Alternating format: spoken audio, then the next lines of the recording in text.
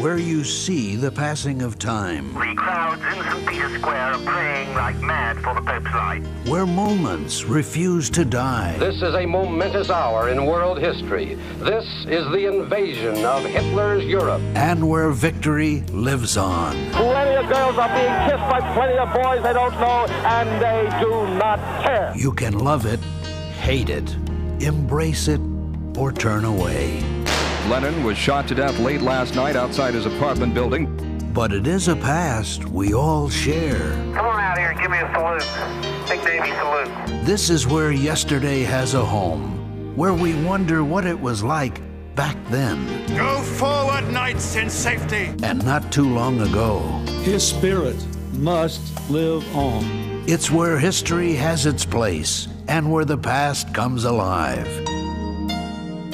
The History Channel.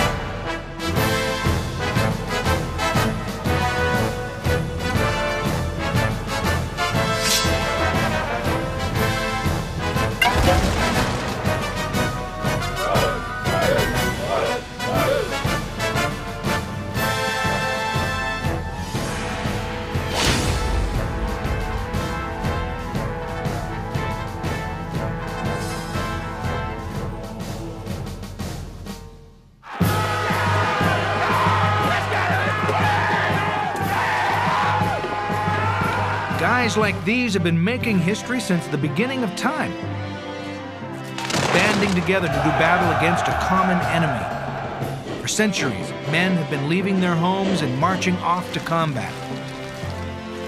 Soldiers in the prime of life, joining their colleagues in arms for glory, God, country, or maybe just the spoils of war. For some, it was the highlight of their lives, the chance to leave the innocent days of youth behind and become a cog in a powerful, well-oiled machine. For others, it was a frightful introduction to the dark side of humanity, a test of their ability to endure the most harrowing of circumstances. The leaders of these vast legion of men are familiar household names: Alexander the Great, Attila the Hun, Napoleon, and Robert E. Lee, whose successes and failures helped shape the history of the world. But while the generals and heads of state have always grabbed the lion's share of acclaim, the unsung heroes of warfare, the common foot soldier, have gone largely unrecognized. Yet, men in the trenches are truly the lifeblood of every standing army. If not for the courage and ingenuity of the everyday foot soldier, no war would ever be won and no enemy vanquished. Who are these men who put their lives on the line every day when they go to the office? And what do they share in common with others who pursued a similar line of work? First and foremost, they were all dressed and armed for combat. Some needed elaborate suits of armor. Others traveled a little more lightly. And some hardly wore anything at all. No matter what you wore, every soldier in every conflict has been forced to march, and march, and march. We just keep walking, and walking, and walking. It comes with the territory, and anyone who complains, well, they don't have a foot to stand on. The Greeks, the Romans, even the barbarians. Hey, who are you calling a barbarian? Went to work the old-fashioned way. They walked. To make matters worse, try marching 50 miles after camping out in some of the saddest, most pathetic conditions known to man. I'm talking dirt, mud, filth, lice. Lice? Oof. Martha Stewart would have to bring in her own army just to clean up the place. Then, of course, there was the food, if you can call it that. Throughout history, foot soldiers needed strong legs, strong backs, and even stronger stomachs. Half the time, they didn't know what they were eating, and that was a plus. You'd think that no one could survive this lifestyle, but survive it they did by following the old adage, wine, women, and song. Oh, carnage and bloodshed got you down? Have some booze, you'll be okay. Feeling lonely? Don't worry, there's a simple cure for that. In every war, in every century, the men learned the best way to keep your sanity was to keep your sense of humor. And that's no joke.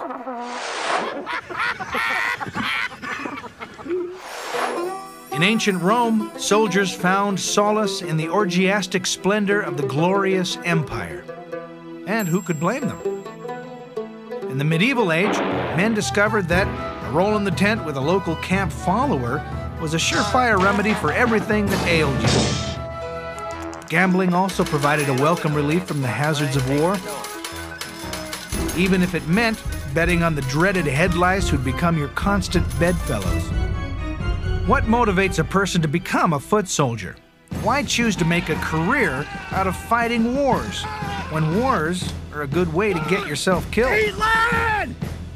To find out the answer to these and other pressing questions, we'll take a look back through history with a few bumpy detours, to march with the legions of Caesar, raid with the Vikings, conquer the world with Napoleon's men, and struggle with the doughboys in Europe.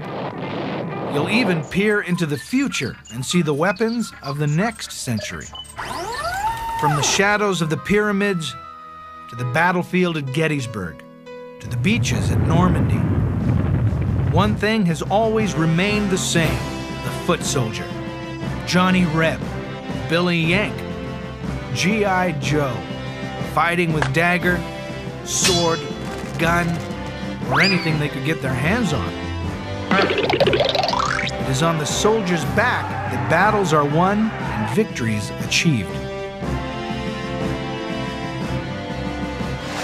The first stop on our adventurous march through history, the world's first great empire, ancient Egypt.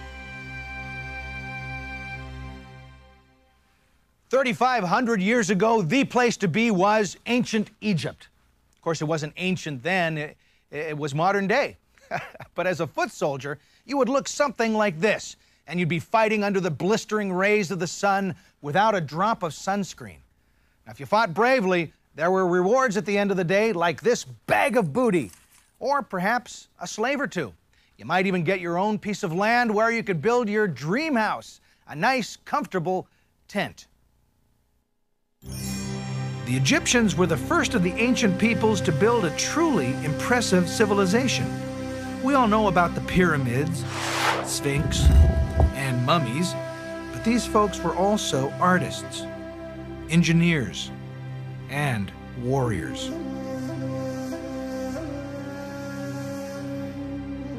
For over 1,500 years, Egypt's history was lost. No one could read their hieroglyphic language. But with the discovery of the Rosetta Stone in 1798 and its subsequent decoding, the window into the Egyptian empire was opened. And what was it we found out? That the Egyptians had a record run at the top. Greece's empire ranked #1 for about 500 years. Rome was the numero uno for about 600. Egypt's empire held the top spot for almost 3,000 years. And how do we know this? Because all of their day-to-day activities were scrupulously recorded by the guys who wrote everything down, the scribes. There wasn't an arrowhead or a piece of grain that wasn't accounted for. It's no wonder the Egyptian civilization was the longest lasting in history. I will not make fun of the Pharaoh. I will not make fun of the Pharaoh. I will not make fun of the Pharaoh. Its life force, the Nile, extends more than 400 miles through the heart of the empire. Without the Nile, the country would have been barren. With it, the Egyptians inhabited one of the most richly endowed lands of the age. People worshipped several gods, but it was the Pharaoh, in the form of a man who ran the country. He was the big kahuna, an absolute monarch who wore a number of different hats. He was the head priest, top bureaucrat, supreme military leader, and one heck of a party animal, too. During Egypt's early days, in what is referred to as the Old Kingdom, there was little need to embark on military expeditions. Egypt's geography provided her with a strong natural defense. Bounded to the east by the Sinai Desert and to the west by the Libyan Desert. So if you wanted to visit a buddy in Egypt, you'd best learn to walk like an Egyptian.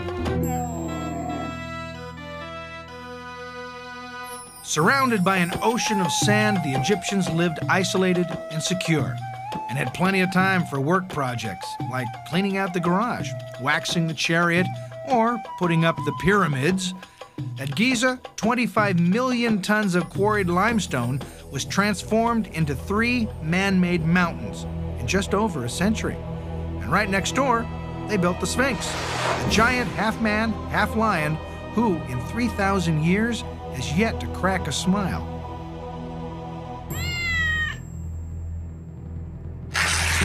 The Egyptians were also busy with trade expeditions and explorations which needed protection, and the foot soldier was just the guy to do it. Being a foot soldier in the Old Kingdom was a part-time gig with a good pillaging plan, and no previous experience was necessary. The uniform was pretty basic, no footwear, no body armor, just a macho skirt. By the Middle Kingdom, several touches had been added, including a headdress and sandals. The New Kingdom saw the arrival of a stylish wig, padded body armor, and my favorite innovation, a large oblong-shaped groin guard. Wonder why it took 1,000 years to come up with this one.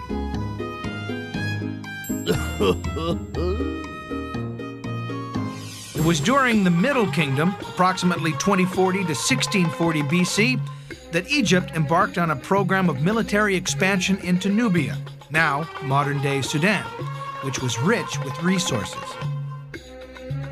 So at once, the foot soldiers sprang into action. A chain of fortresses was set up along the Nile on the way to Nubia. The Egyptians' goal was twofold: to take control of the trade and traffic along the river, and to launch raids on the gold mines in Nubia. The forts were located at the most vulnerable points in the trade route and served as both military outposts and customs stations. 50 to 300 men were stationed in each fort depending on its size. The buildings were built tough, almost invincible. Fortified gateways, watchtowers, massive enclosed walls, and ditches made them a triumph of military architecture. This model, discovered in an ancient Egyptian tomb, reveals a great deal about the foot soldiers of the day. They were simple, scantily clad, and wore stylish Beatles haircuts. And by all indications, they kicked butt on the battlefield.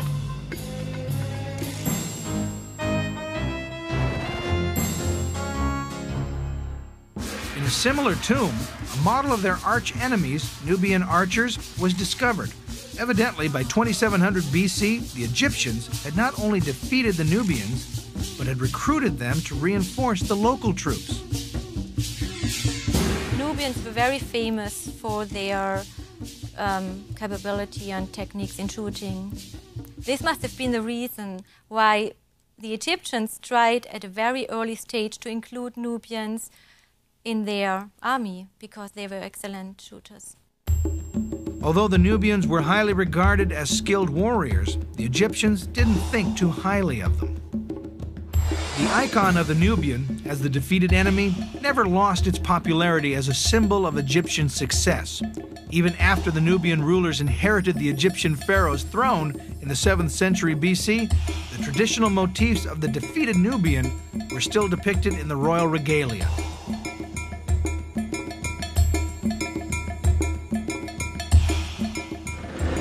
Egyptian expansion into Nubia created the image of a warrior. But what it didn't do was create the need for a full standing army. Egypt had yet to feel any foreign threats and still believed it was protected from the outside world. But then something happened which would dramatically rock the world of the foot soldier, the future of Egypt, and the history of warfare. Some bad boys from the north rolled into town. By the end of the Middle Kingdom, the 17th century BC, Egypt was ruled by a foreign power. These mean hombres rode into town on chariots, something the Egyptians had yet to develop. The pharaohs had been so busy building monuments to themselves, they failed to keep up with the Joneses. As a result, their weapons remained virtually unchanged for almost 700 years. The painful truth was that the Egyptians had become a bunch of slackers. Around 1640 BC, Egypt received an abrupt lesson in the dangers of letting its armies sit around idly for centuries. A powerful Asiatic group swept down from the north and seized the Egyptian throne. Their names? The Hyksos. The Hyksos burst upon the scene in their horse-drawn chariots and introduced a weapon far more powerful than anything carried by the Egyptian infantry, the composite-eyed bow. So really, what one had was a situation where people who were not clearly as civilized as the Egyptians, but had access to superior military technology, came in and took advantage of weakness, and using the superior military technology were able to impose their power. Egypt was now suffering its greatest indignity. To the conservative Egyptian, the Hyksos were nothing more than a bunch of, well, hicks. And here they were, as bearded masters, disrespecting the Egyptian gods, dressing like delinquent bikers, and calling all the shots. Fortunately, there was an upside. The Egyptians were very observant and knew a good idea when they saw one. They began to copy the Hyksos military designs and learned to build the very same weapons and chariots that had been used to defeat them. After more than 150 years of domination, the Egyptians fought back. A patriotic fervor spread throughout the land. Around 1540 BC, the Egyptians rose up against their oppressors. After over 10 years of fighting, Pharaoh Ahmose finally drove out the Hyksos rulers. The bearded foreigners would no longer be running the show. The Egyptians were again masters of their own domain. Well, this is a great example of the New Kingdom foot soldier. He's a little stiff, but you know, he's a lot of fun at parties. As you can see, he still doesn't have a lot to wear. But now, he's driven to succeed. Each time he slew an enemy, gold would be his reward. And to prove his claim, he'd bring home the hands of those he killed. Just like, oh, look, he brought one home, okay. You know, on occasion, just to prove his prowess, he'd even bring home their private parts. Think he used a different bag for that?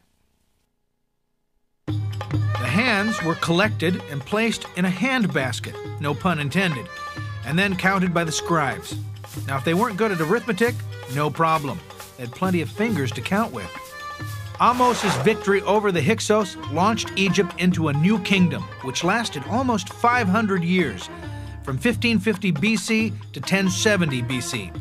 It was an era of expansion and conquest here in the place known to Hollywood filmmakers as the land of the pharaohs. The Egyptians now had a one-track mind. Well, maybe two tracks. They wanted to make love and war, and knew that in order to do so, they needed to build an army so strong they would never be caught with their pants down again. During the war, of course. They decided to expand into Syria-Palestine to provide a buffer zone along their northeastern border. And they continued to modernize their weapons. The Egyptians were especially adept at building chariots. Soon they were rolling off the assembly line like Fords out of Detroit. These hot rods were especially valued by the military. In fact, over the next 2,000 years, chariots were the Cadillacs of the battlefield, if you knew how to drive one. But not every Egyptian foot soldier joined up by choice. Some boys, as young as 12, were conscripted and had to go. An ancient scribe made note of the harsh treatment often inflicted in training. Come, I will describe to you the lot of the infantryman, the much exerted one. He is brought as a child and confined to a barrack. A painful blow is dealt to his body. A savage blow to his eye. Thank you, sir. May I have another? And a splitting blow to his brow. Thank you, sir. May I have another? His head is split open with a wound. Thank you, sir. May I have another? Papyrus Anastasi III.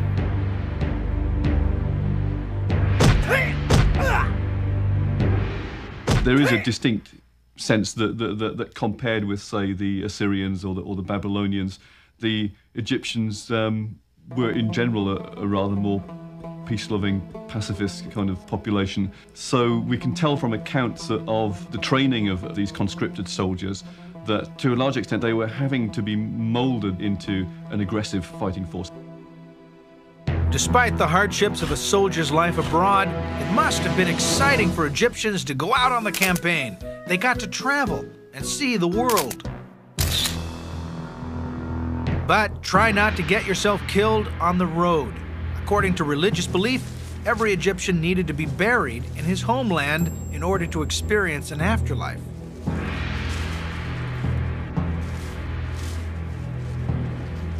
We know from sources of the New Kingdom again that on quarry expeditions, embalmers and priests were also included. They prepared the bodies of dead persons, also in order to carry them back to Egypt after the expedition. Mummification was an important part of the burial process for kings and commoners alike.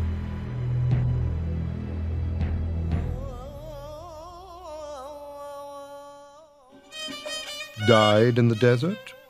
Fried in a foreign land? Fear not. At Sandy Meadows, we guarantee a safe, peaceful journey to eternity. Our embalmers use the finest linens, bandages, and wrappings. Our masks are golden, our sarcophagi to die for.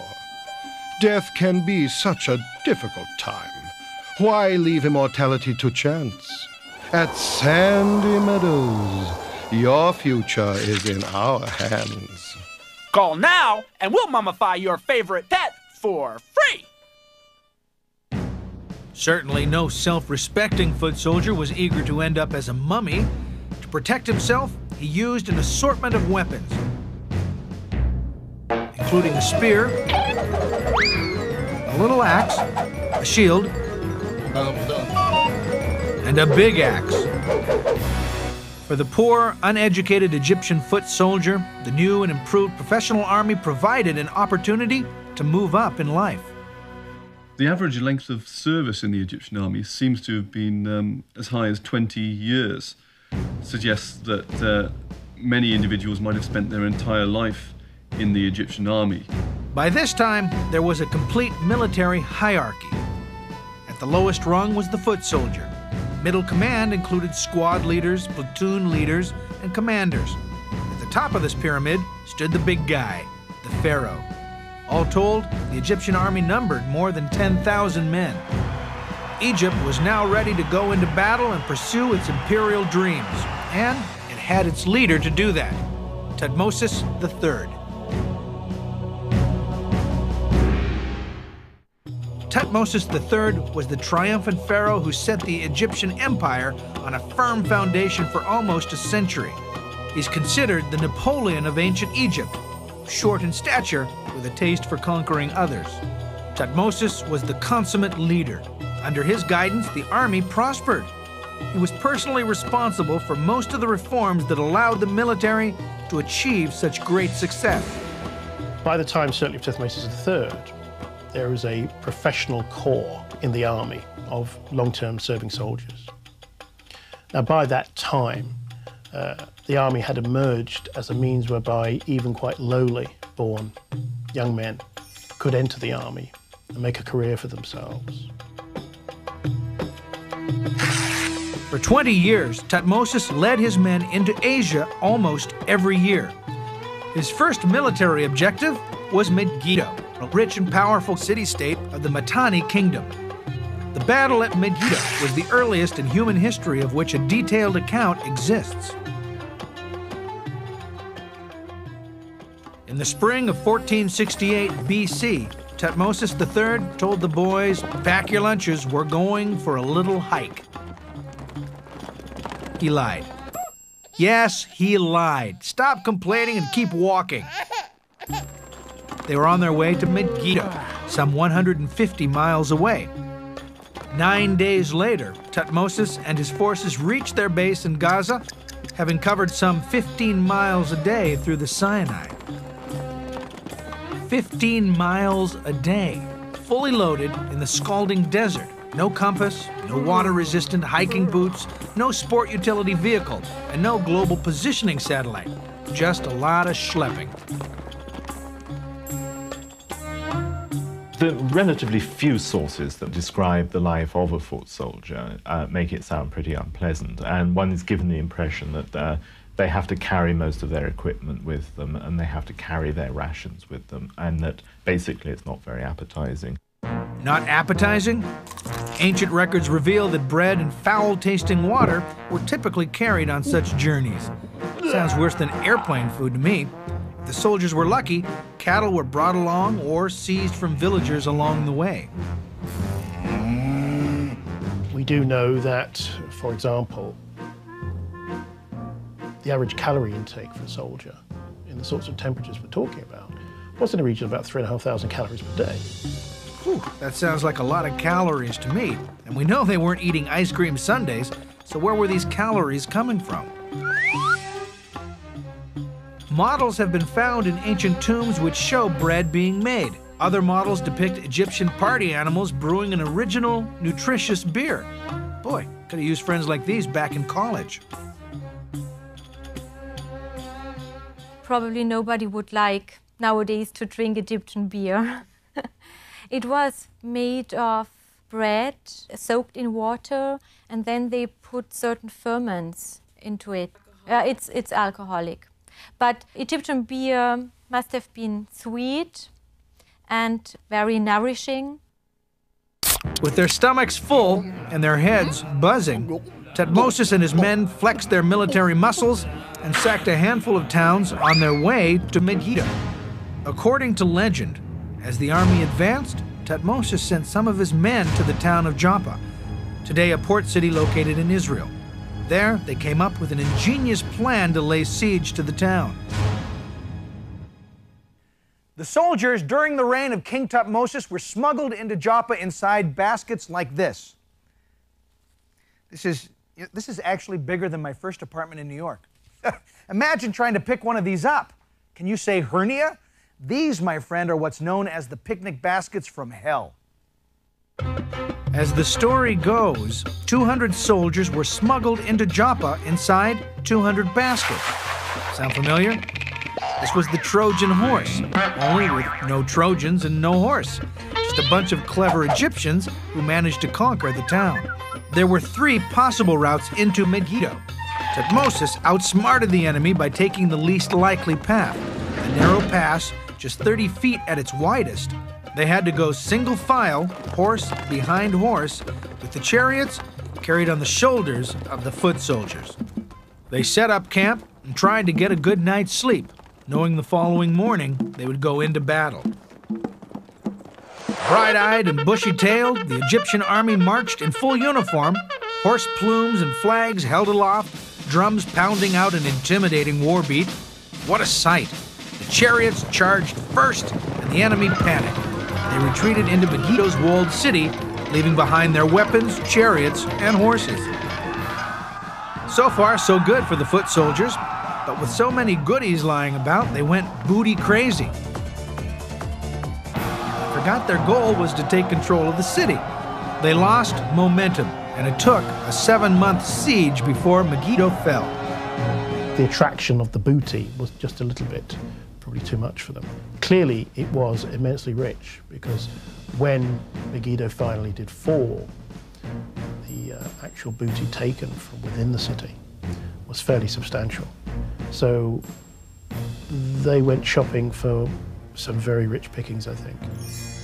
The booty included 1,796 slaves, 83 hands, 2,041 horses, not to mention various chariots, cows, goats, sheep, gold, household goods, and whatever else they could get their hands on. Thutmose III redrew the map of the ancient Near East. The Egyptian empire was now at its largest, encompassing almost 400,000 square miles, stretching from the Euphrates in the north to the desert of Nubia in the south. Under Thutmose, the new image of the military man was formed. Kings were now presented as battle heroes, a new military class developed, and soldiers began receiving attractive parcels of land and appointments to higher positions.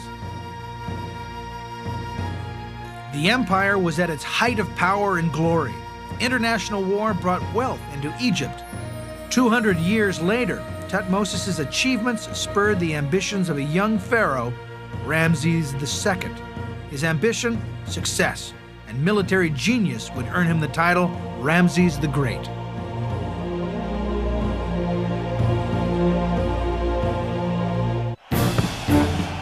All right, sports fans, let's run through some highlights. We're early in the third quarter of Egypt's 3,000-year reign. The first quarter, the Old Kingdom had been big. The country was unified, the pyramids were built, and the mummies, they're still looking like new. The second quarter, the Middle Kingdom, had been a different story. The boys had gotten soft.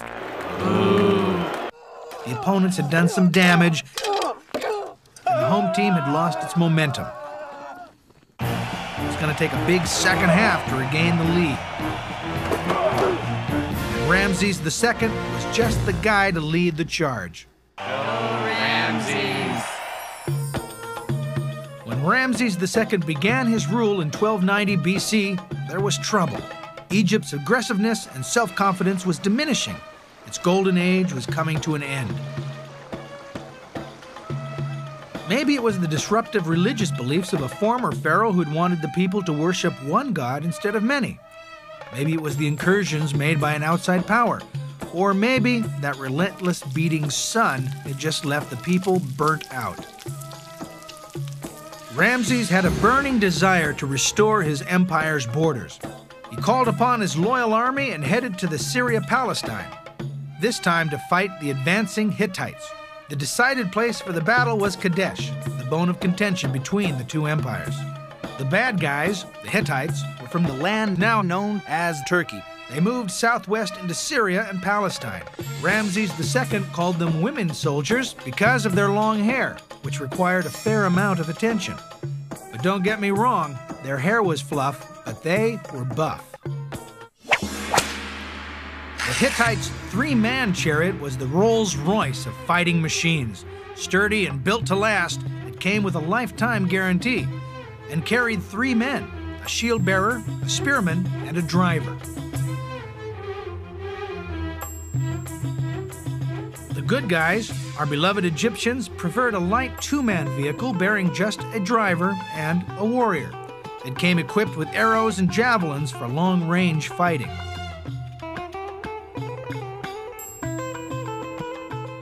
It was the summer of 1285 BC. A professional army of 20,000 assembled, made up of career soldiers, peasant conscripts, and an increasing number of foreign mercenaries. Mercenaries, particularly prisoners of war, were often retained and incorporated into specific forces in the Egyptian army. Come on, you're a prisoner of war. What are you going to do? Say no? It became particularly common for instance, people who were captured in the campaigns in Palestine to be integrated into the Egyptian army and then sent out to campaign sometimes against the people who they themselves had once lived with. Among the foreigners who signed on with the Egyptian army were the Sherdens. Some of the scenes of the Battle of Kadesh show troops known as the Shardana. And these were mercenary troops. They have very distinctive horned helmets, and they carry very sharp stabbing swords. And they have also a very characteristic round shield. And they become very important in the Ramesside army, along with various other groups. The mercenaries who fought for the Egyptian army were fully integrated into Egyptian life. It was not unusual for a foreign mercenary to find himself a nice Egyptian girl, settle down, and raise a family together. Ramses divided his army into two forces for the long trek north. He led the main force. The soldiers marched through rugged terrain and cold weather, which they had never experienced in their life. This was not a trek for the faint of heart. The men had to climb barefoot over rugged mountains, dragging their chariots in tow. The arduous trek left them battered and bruised. Anyone who chose to run in the opposite direction was well aware of the consequences. Punishment for desertion was putting the family to jail. This is what we know, and of course, they were also pursued. Deserters were pursued, and when they were brought back, it was probably not nice what happened to them. So there weren't too many options but to forge on. Ramses II set up camp across the river from Kadesh. This war was the most thoroughly documented of ancient Egypt. The camp was a rectangular compound. You heard of 4 stars? Well, this was for the birds. In fact, animals and soldiers were treated about the same. When they got to the camp, the horses, donkeys, oxen, and men were all watered and fed. Sounds like a real animal house to me. It seems to be surrounded by a large enclosure wall built out of shields, and then has the royal sort of tent in the middle of it. This seems to be a fairly large and impressive structure. Now, exactly what the accommodation provided for ordinary troops was like, we have very little evidence. But we do know that the pharaoh's lion got his own tent. Talk about animal rights. The key to the battle was the fact that Ramses II fell for one of the oldest tricks in the book. But, of course, back then, the book wasn't that old. 2 men, who turned out to be spies, told him the king of the Hittites was so intimidated by his prowess that he decided not to fight. That's the sort of information you'd probably want to verify. But what did Ramses do? He sat there stone-faced. So guess what? Yep, the Hittites were just across the river from the Egyptian camp, just waiting for the right moment to attack. Maybe when Ramses was in an important military meeting? Now to make a long battle short. One of the Egyptian divisions which was not with Ramses was unexpectedly attacked by the Hittites in the wee hours of the morning. Needless to say, the poor guys didn't stand a chance. Most of them were speared or pummeled to death. Fortunate few ran for their lives. The Hittite chariots continued on to Ramses' camp, where one of the history's great chariot battles played out. Ramses mounted his chariot, and with the assistance of only his immediate entourage, attacked the enemy.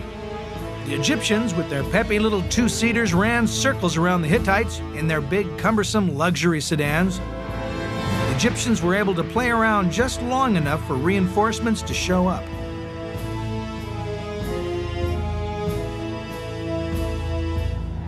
The battle ended basically in a draw, although the boastful Ramses II claimed victory. Did Ramses give his army or foot soldiers any recognition? No. In fact, he accused them of abandoning him and took full credit for the conquest. Talk about being two-faced. The first peace treaty in mankind was chiseled up. Guess what Ramses got? A beautiful Hittite princess. And both empires settled down to a peaceful coexistence. Just how the marriage turned out, we don't know. But we do know Ramses had more than 100 children, so we can assume they probably got along okay.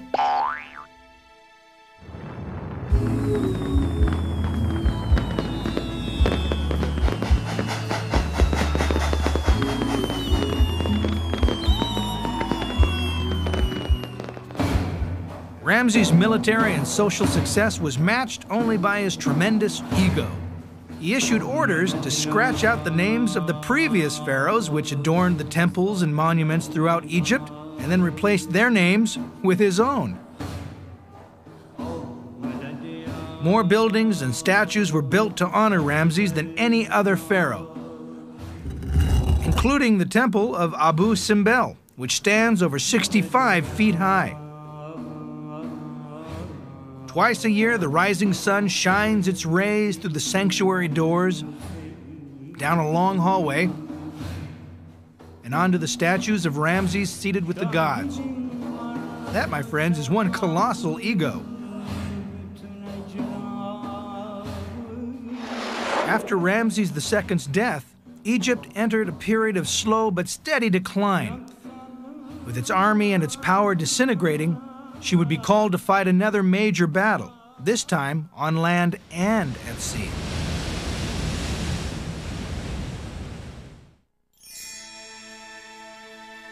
Almost 100 years after Ramses II fought the Great Battle of Kadesh, another Ramses appeared on the scene, Ramses III.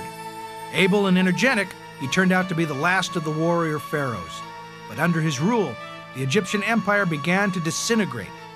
Land was lost in Canaan, Levant, and the entire Near East. The invading forces, dispossessed nations known as the Sea People, attacked Egypt from the west and north. These people clearly came for keeps, as they brought along their families, cattle, and household possessions. The straw that broke the camel's back occurred in the 8th year of Ramses III. It was 1193 BC. The Sea People had advanced on Egypt by land and water. Egypt's last great war was at hand. At this point, the Egyptian infantry looked like the parade of nations during the opening ceremonies of the Olympics. Almost half the soldiers were foreigners, or you might say, out-of-towners. There were the Nubians, the skilled archers, the Libyans, who wore feathers on their head and had a lilt in their step, and the Sherdens, still wearing their distinctive horned helmets. As a spectator, you needed a program to know who was fighting for whom. One of the problems Ramses III had with this particular war is obvious by the name of the enemy, the Sea People. Yes, Egypt was asked to wage a naval war, something they had never done before. The naval battle took place near the coast, close to the Nile Delta. The Egyptian force consisted both of warships and infantry stationed along the shore. The Sea People are the guys in the feather-topped helmets with long spears and round shields. You probably recognize those horned helmets. Those are the Sherdens, seen here in boats, allied with the Sea People. Sheridan mercenaries also fought with the Pharaoh's troops. Can you imagine suddenly meeting your brother in battle? You could call that the ultimate family feud. Interesting, it's a characteristic of all imperial powers that they've tended to recruit soldiers who actually fought against them to use against their own peoples. Now, back to the war. Even though the Egyptians did not have a full-time navy, its army was well prepared to fight at sea. Ramses set up a defense which was impossible to penetrate. Warships, galleys, and skiffs were filled to capacity with his best warriors, itching for a fight. Not only did Ramses round up the creme de la creme to fight this war, he also had far superior warships. The Egyptian ships were powered both by sails and oars. The Sea People ships were powered only by sails. Without a good wind, the Sea People weren't going anywhere, and for the Egyptians, it was like shooting fish in a barrel. Ramses' seaborne chariots had transported groups of oarsmen, archers, and foot soldiers out to sea, and they were ready for action. The Egyptian fleet followed the ships of the Sea People into the river mouths of the delta. The Egyptians then encircled the enemy while releasing hails of arrows. Trapped between a rock and a wet place, the Sea People, otherwise known as sitting ducks, were fresh meat for the macho Egyptians waiting on the shore. Close enough to engage in hand-to-hand combat, the eager Egyptian infantry attacked. The Sea People were butchered without mercy. Ramses himself wrote of the conflict. They were dragged in, enclosed, and prostrated on the beach, killed and made into heaps from tail to head. Their ships and their goods were as if fallen into the water. Despite the overwhelming victories claimed by Ramses III, the invaders were still able to settle in the coastal towns of Palestine, and the Egyptians could do nothing about it. Testimony to the decline in Egypt's power and influence.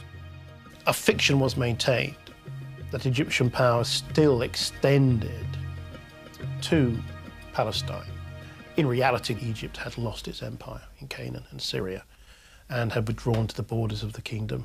So it was back to where it started before the Hyksos invasion. The Egyptian treasury had been drained by extensive building projects and the army. The central government eventually became so weak, Egypt split up into small states. Libyan and Nubian mercenaries who had risen to prominence started inheriting the throne.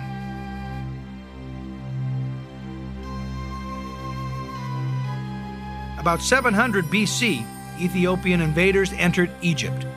After the Ethiopians came, the Assyrians, then the Persians, and finally, Alexander the Great, who invaded Egypt and became the new pharaoh in 332 BC. The great Egyptian empire now ceased to exist. With it went the foot soldier. All that remains today are the great monuments and reliefs, testimonies to the wars for which the Egyptian foot soldier not only risked his life, but in some cases gave it.